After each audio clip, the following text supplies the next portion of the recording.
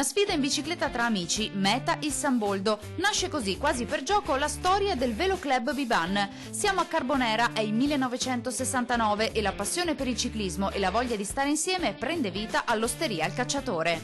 Quando sono rientrati al bar ho detto: ma perché non ci costituiamo in associazione, in gruppo sportivo?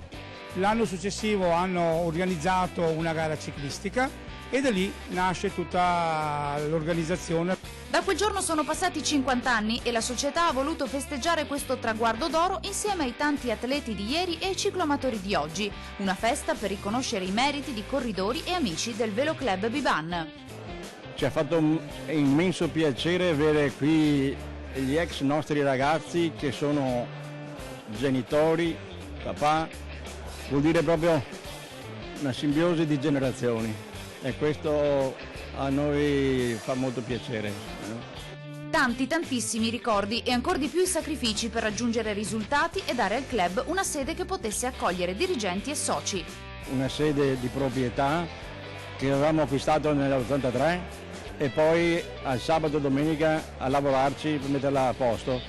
Sono stati 50 anni intensi sia per l'attività sociale soprattutto, ma anche per l'attività agonistica dove abbiamo avuto tanti successi a livello nazionale e internazionale. Andiamo al Giro della Basilicata, vinciamo il Giro della Basilicata, vinciamo il Trofeo Buffoni, vinciamo la Coppa Montes e andavamo per le strade a fare vittorie quasi tutte le domeniche. A metà anni 2000 poi la collaborazione con la società ciclistica Postioma. E con quello sodalizio siamo riusciti a vincere un campionato italiano esordienti e quella maglia è la maglia di Cimino. Ed è merito anche del Velo Club Biban l'aver sfornato campioni che hanno fatto grande il ciclismo nel mondo.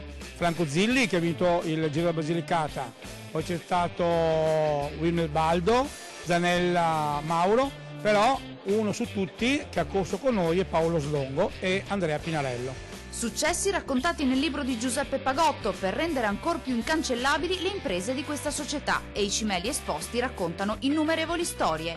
Raccontano una storia dalle quelle tragiche a quelle vincenti, ma raccontano anche rapporti di amicizia, per esempio con questo corridore australiano, Gary Mendy.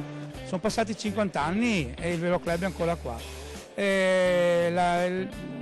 L'affetto, l'amore per il lavoro, la voglia di fare sempre tante cose e possibilmente di rinnovarsi è quello che ci dà lo stimolo di andare avanti.